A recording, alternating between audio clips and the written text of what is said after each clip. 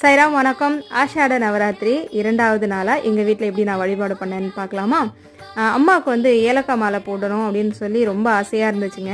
சின்ன சின்ன ஏலக்காய் மாலையும் நம்மக்கிட்ட வந்து கிடைக்கும். ஏன்னா 1 அடி 2 அடி தான் நான் வந்து செய்ய முடியும் அப்படின்லாம் கிடையாது.